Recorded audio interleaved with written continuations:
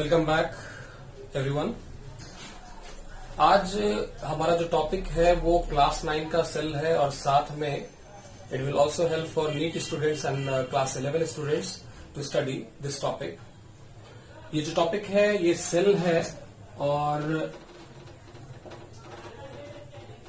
जो सबसे पहला पॉइंट मैंने दिया है सेल में नीट एग्जाम के लिए जो जरूरी होता है वो है कि डिस्कवरी, किस सेल ऑर्गेनेल को किसने डिस्कवर किया, सबसे जरूरी चीज है। इससे क्वेश्चंस आते हैं। सेल चैप्टर से ज्यादा क्वेश्चंस तो आते नहीं है नीट में, लेकिन फिर भी जो क्वेश्चंस आते हैं उसको हम देखेंगे आज। सबसे पहले देखते हैं कि सेल किसने डिस्कवर किया। हम लोग सभी जानते हैं कि 1665 में रॉबर्ट हुक ने पहला सेल खोजा था और वो जो सेल था वो एक डेड सेल था जो कॉर्क में पाया जाता है। प्लांट का जो बार्क आप समझते हैं तो कॉर्क का पार्ट था और वो एक डेड सेल था। विद सिंपल माइक्रोस्कोप खोजा गया था। इनके बाद एंटोनी वैन लीवेनहुक आए 1674 में और माइक्रोस्कोप की मदद से इन्होंने फर्स्ट लिविंग सेल खोजा। इसके बाद प्रोटोप्लाज्म की बात करेंगे। प्रोटोप्लाज्म को आप फिजिकल बेसिस ऑफ लाइफ कहते हैं और प्रोटोप्लाज्म जो term physical basis of life है वो जूलियन हक्सले ने दिया था और प्रोटोप्लाज्म जो टर्म है वो खोजा गया है वॉन मॉल और पुरकिंजे के द्वारा। सेल थ्योरी हम लोग सभी जानते हैं कि सेल थ्योरी अगर आप शुरुआत करते हैं तो सेल थ्योरी मैथियास जैकब सिल्डन और थियोडर स्वान ने दिया था। इसी सेल थ्योरी को बाद में कुछ मॉडिफाई कर दिया गया, उसमें कुछ चेंजेस लाए गए और वो जो चेंजेस लाए गए थे वो लाए गए थे दूसरे साइंटिस्ट के द्वारा जिनका नाम है रुडोल्फ विर्चो। आप वो जो सेल थ्योरी में मॉडिफिकेशन लाया गया है उस जो नई सेल थ्योरी है उसे आप मॉडर्न सेल थ्योरी के नाम से भी जानते हैं। इसके बाद nucleus was discovered by Robert Brown. Then Golgi body को आप डिफरेंट नाम से भी जानते हैं। Golgi body, Golgi apparatus, Golgi complex और लिपोकॉन्ड्रियोसोम्स भी आप कहते हैं and that's why it was discovered by Camillo Golgi, Nobel laureate Camillo Golgi. ये खोजा गया था ऑल में और कैट में, उल्लू और बिल्ली में सबसे पहले खोजा गया है ये। इसके बाद है endoplasmic reticulum. Endoplasmic reticulum was discovered bye Potter. Lysosome की बात करेंगे। लाइसोसोम आप जानते हैं कि सुसाइडल बैग कहा जाता है इसे और ये खोजा गया था डी डुवे के द्वारा। इसके बाद राइबोसोम पलाडे के द्वारा खोजा गया है। इसके बाद सेंट्रोसोम की बात करेंगे तो बोवेरी के द्वारा खोजा गया है। माइक्रोट्यूब्यूल्स और माइक्रोफिलामेंट की बात करेंगे तो इसे रॉबर्टिस ने डिस्कवर किया था। Term chromosome was discovered bye Voltaire but chromosome was first of all discovered by Strasburger. ध्यान दीजिएगा दोनों में अंतर है। टर्म वोल्टेयर ने दिया था लेकिन खोजा किसने था तो स्ट्रासबर्गर ने सबसे पहले क्रोमोसोम को खोजा था। इसके बाद माइटोसिस की बात करेंगे। माइटोसिस आप जानते हैं एक तरह का इक्वेशनल डिवीजन होता है, इक्वेशनल सेल डिवीजन है जो कि क्रोमोसोम नंबर को मेंटेन करता है और ये खोजा गया था किसके द्वारा तो डब्ल्यू फ्लेमिंग के द्वारा खोजा गया था। और अगर मियोसिस की बात करेंगे तो ये खोजा था किसने तो फॉर्मर एंड मुरे ने खोजा था।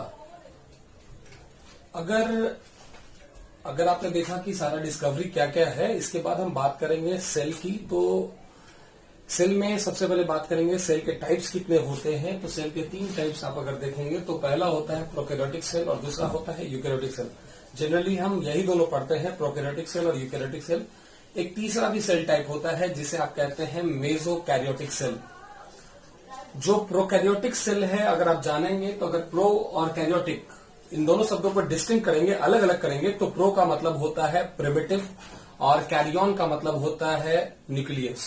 एक ऐसा सेल जिसमें प्रिमिटिव फॉर्म ऑफ न्यूक्लियस पाया जाता हो। प्रो का मतलब आप एंसेंट भी बोल सकते हैं, यानी कि एक एंसेंट टाइप ऑफ न्यूक्लियस पाया जाता हो, ऐसे सेल में आप उसे प्रोकैरियोटिक सेल कहेंगे। इस तरह के सेल में जो मेम्ब्रेन बाउंडेड स्ट्रक्चर है जैसे माइटोकॉन्ड्रिया है या फिर जो गोल्जी कॉम्प्लेक्स है, ये सारी चीजें मेम्ब्रेन बाउंडेड जो सेल ऑर्गेनेल्स होते हैं वो एब्सेंट होते हैं, मेम्ब्रेन बाउंडेड स्ट्रक्चर्स एब्सेंट होंगे। इस तरह के सेल में जो न्यूक्लियस होता है वो डिस्टिंक्ट नहीं होता है। That nucleus is completely dissolve in the cytoplasm. इसका जो न्यूक्लियस पाया जाएगा वो साइटोप्लाज्म में पूरी तरीके से डिसॉल्व पाया जाएगा और इस तरह के न्यूक्लियस को आप कहते हैं न्यूक्लियोइड। याद रखिएगा, if the nucleus is completely dissolve in the cytoplasm that type of nucleus is known as nucleoid. ये बात कर रहे थे हम प्रोकैरियोटिक सेल की, यानी कि न्यूक्लियस जो हो वो एब्सेंट होगा, न्यूक्लियर मेम्ब्रेन एब्सेंट होंगे, मेम्ब्रेन बाउंडेड स्ट्रक्चर्स एब्सेंट होगा। न्यूक्लियस है तो वो साइटोप्लाज्म में पूरी तरीके से घुला हुआ है। एक चीज और ध्यान रखिएगा कि प्रोकैरियोटिक सेल में जो डीएनए पाया जाता है वो सर्कुलर डीएनए होता है, सर्कुलर डीएनए पाया जाएगा और उस डीएनए में हिस्टोन प्रोटीन एब्सेंट होगा। आगे हम देखेंगे कि प्रोकैरियोटिक सेल और यूकैरियोटिक सेल में क्या डिफरेंस है। उससे पहले थोड़ा सा देखते हैं कि यूकैरियोटिक सेल क्या है। ईयू जो शब्द है बायो में, उसका मतलब होता है ट्रू। और अगेन कैरियन शब्द का मतलब होता है न्यूक्लियस, यानी एक ऐसा टाइप ऑफ सेल जिसमें ट्रू न्यूक्लियस पाया गया हो। ट्रू न्यूक्लियस कहने का मतलब क्या है, तो न्यूक्लियस जो है वो डिस्टिंक्ट है, यानी साइटोप्लाज्म से अलग पाया जा रहा है। साइटोप्लाज्म यानी जो साइटोप्लाज्म से अलग कैसे पाया जा रहा है, तो मेम्ब्रेन बाउंडेड स्ट्रक्चर के द्वारा वो अलग होता है, न्यूक्लियर मेम्ब्रेन प्रेजेंट होगा। जो मेम्ब्रेन बाउंडेड स्ट्रक्चर होंगे जैसे माइटोकॉन्ड्रिया, गोल्जी कॉम्प्लेक्स, ये सारी चीजें प्रेजेंट होंगी। इसके बाद अगर आप देखेंगे तो यहां पे जो डीएनए होगा, डीएनए दो तरह के होते हैं, ध्यान रखिएगा। एक होता है सर्कुलर डीएनए। सर्कुलर डीएनए का स्ट्रक्चर अगर आप देखेंगे तो ये इस तरह से होते हैं। अगर लीनियर डीएनए, जनरली जो आप डीएनए का स्ट्रक्चर बनाते हैं इस तरह से डबल हेलिकल स्ट्रक्चर। सो ये जो डबल हेलिकल स्ट्रक्चर आप डीएनए का स्ट्रक्चर बनाते हैं, दैट इज लीनियर डीएनए। और सर्कुलर डीएनए इस तरह का। तो जो अगर यूकैरियोटिक सेल की बात करेंगे तो यूकैरियोटिक सेल में लीनियर डीएनए पाया जाता है, वहीं अगर आप प्रोकैरियोटिक सेल की बात करेंगे तो वहां सर्कुलर डीएनए पाया जाता है। ये जो लीनियर डीएनए पाया जाता है, यहां पे हिस्टोन प्रोटीन का प्रेजेंस होगा, मेम्ब्रेन बाउंडेड स्ट्रक्चर्स प्रेजेंट होंगे, हिस्टोन प्रोटीन प्रेजेंट होगा। अब हम तीसरे सेल वैरायटी की बात करते हैं। तीसरा सेल वैरायटी यानी मेसोकैरियोटिक सेल। जैसा आप नाम से समझ सकते हैं कि मेसो का मतलब है मिडिल, यानी कि कहीं ना कहीं ये यूकैरियोटिक सेल और प्रोकैरियोटिक सेल के बीच का कोई सेल है मेसोकैरियोटिक, यानी कि इसके पास इंटरमीडिएट कैरेक्टर्स है। अगर यूकैरियोटिक सेल को अगर आप देखेंगे तो न्यूक्लियर मेम्ब्रेन के अंदर न्यूक्लियस का आपने स्टडी किया है, न्यूक्लियस की स्टडी करेंगे तो वहां पे यूक्रोमेटिन और हेट्रोक्रोमेटिन दोनों पाए जाते हैं। लेकिन अगर मेसोकैरियोटिक सेल की बात करेंगे तो यहां पे जो क्रोमेटिन थ्रेड्स हैं वो सिर्फ हेट्रोक्रोमेटिन के बने होते हैं। Nuclear membrane is indistinct, nuclear membrane यहां पे डिस्टिंक्ट नहीं है। Centromeres are absent in chromosomes, chromosome में सेंट्रोमेयर नहीं होता है, लेकिन आपने अगर यूकैरियोटिक सेल पढ़ा है तो आपको ध्यान होगा। तो सेंट्रोमेयर यहां पे एब्सेंट होते हैं, किसमें, तो क्रोमोसोम्स में। Meiosis and mitosis both are absent, ना ही मियोसिस है ना ही माइटोसिस है। एक अलग तरह का सेल डिवीजन है जिसे आप कहते हैं ए माइटोसिस। ए माइटोसिस क्या होता है? ए माइटोसिस को आप सिंपल लैंग्वेज में समझ सकते हैं कि आप उसे बाइनरी फ्यूजन भी कह सकते हैं। एक ऐसा सेल डिवीजन जहां पे ना न्यूक्लियस के डिवीजन की जरूरत पड़े, ना सेल की डिवीजन, सेल जो डिवीजन हो, आप डायरेक्ट डिवीजन भी इसको कह सकते हैं, यानी बिना न्यूक्लियस के डिवीजन के डायरेक्ट हो जा रहा है।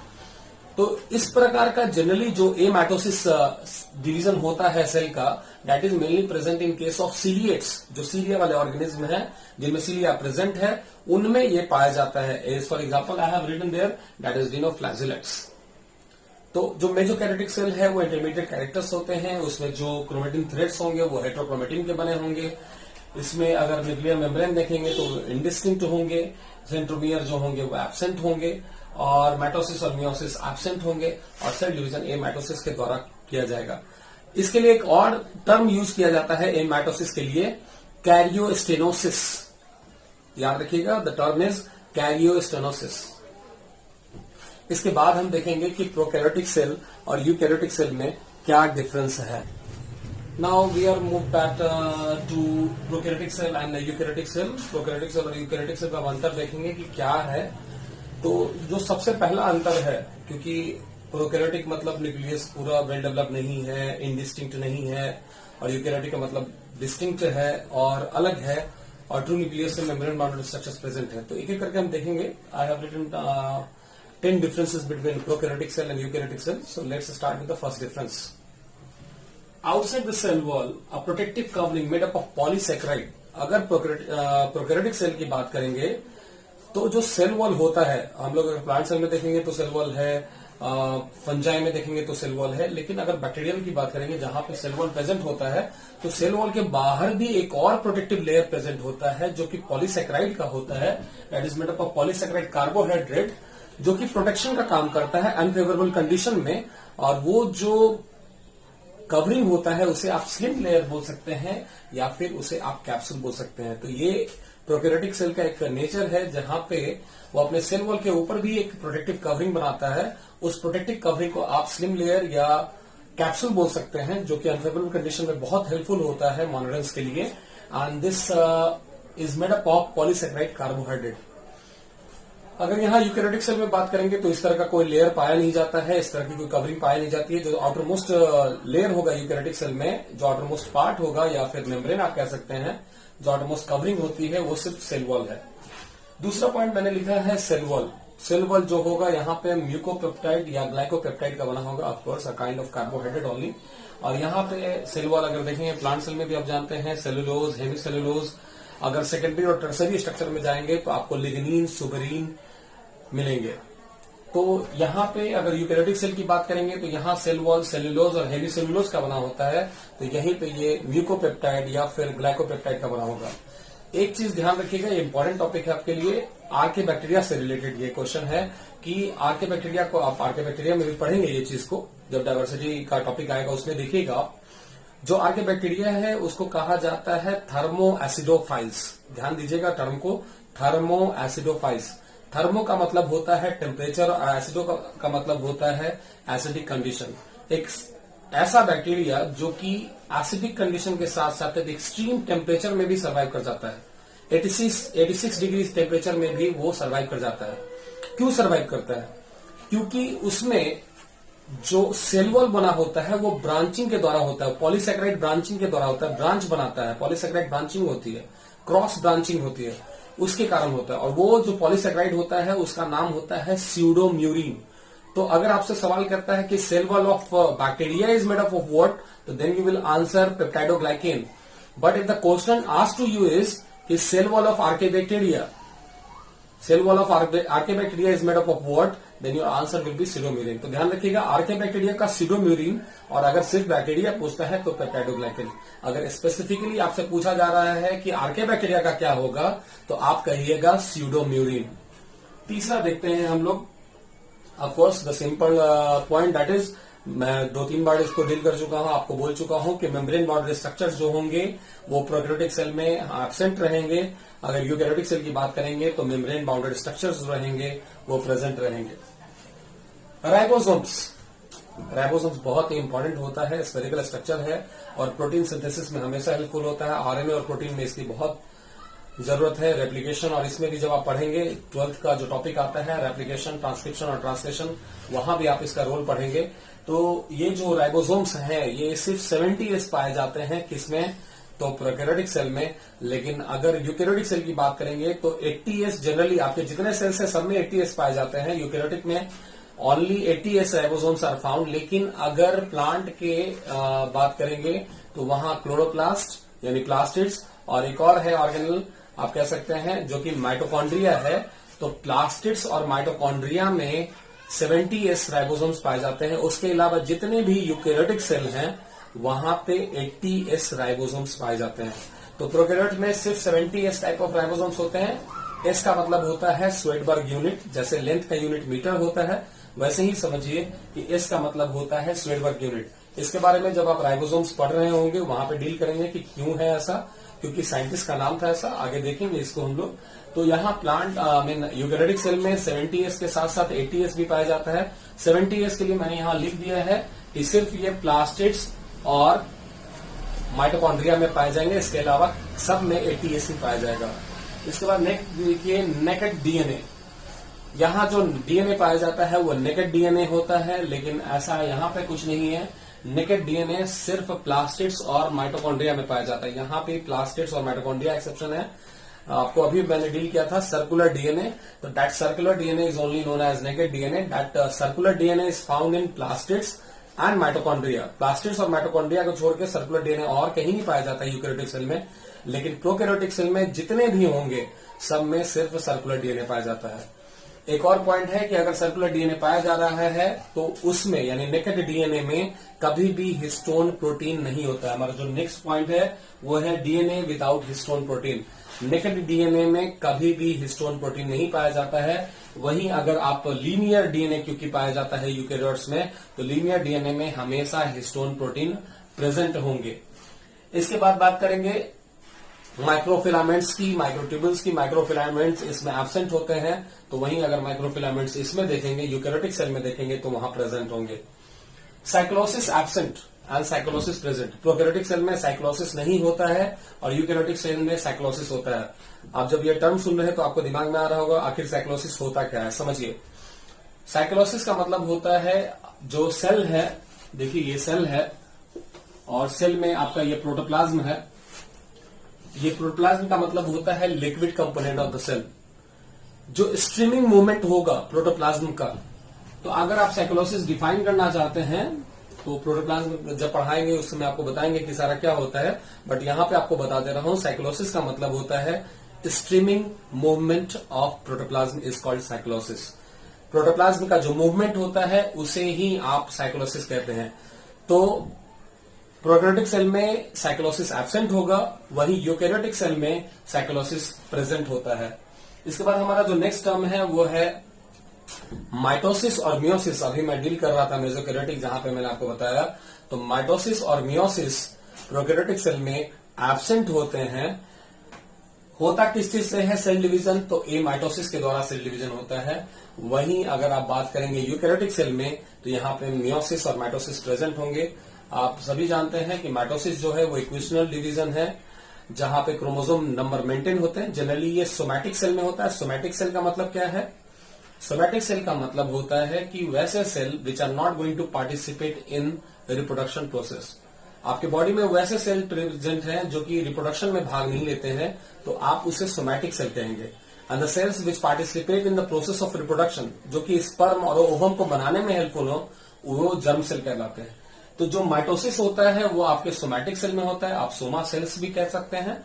और जो मियोसिस होगा वो जर्म सेल में होता है, जो कि रिप्रोडक्शन में पार्टिसिपेट करेगा, जो कि स्पर्म या ओवम बनाता है, तो उसे आप मियोसिस कह सकते हैं। यानी जो मियोसिस है that is present in germ cell and mitosis is present in somatic cell और सोमा सेल। इसके बाद बात करेंगे कि फ्लैजिला। फ्लैजिला प्रेजेंट होगा और किसमें क्या प्रोटीन पाया जाएगा? It is important question for your NEET exam. NEET exam के लिए इंपॉर्टेंट है, ऑब्जेक्टिव क्वेश्चन बहुत इंपॉर्टेंट है ये टर्म से। जो फ्लैजिला है वो फ्लैजिलिन प्रोटीन का बना होता है प्रोकैरियोटिक सेल में, लेकिन अगर यूकैरियोटिक सेल की बात करेंगे तो जो फ्लैजिला होता है वो ट्यूबुलिन प्रोटीन का बना होता है। एक बार फिर से आज रिकॉल कर लेते हैं कि हमने क्या क्या देखा है। हमने शुरुआत किया कि सेल वॉल सेल किसने खोजा? तो रॉबर्ट हुक ने। सेल मेम्ब्रेन सेल, उसका लिविंग सेल के बारे में बात कर रहे थे हम, उसका प्रोटोप्लाज्म के बारे में बात किया, गोल्जी कॉम्प्लेक्स के बारे में बात किया। तो डिफरेंट ऑर्गेनेल्स का डिस्कवरर कौन है उनके बारे में हमने देखा, जो साइंटिस्ट जुड़े हुए हैं उनसे। उसके बाद हमने देखा कि 3 टाइप्स ऑफ सेल्स हमने देखा, प्रोकैरियोटिक सेल, यूकैरियोटिक सेल और मेसोकैरियोटिक सेल। मेसोकैरियोटिक सेल का इंटरमीडिएट कैरेक्टर्स भी आपने देखा कि कैसे है, जैसे वहां पे हेट्रोक्रोमेटिन प्रेजेंट थे। और उसके बाद हम देख रहे हैं डिफरेंसेस बिटवीन प्रोकैरियोटिक सेल और यूकैरियोटिक सेल। यहां पे पहला डिफरेंस था सेल वॉल के बाहर में कुछ होता है, लेयर कवरिंग होता है, प्रोटेक्टिव कवरिंग होता है।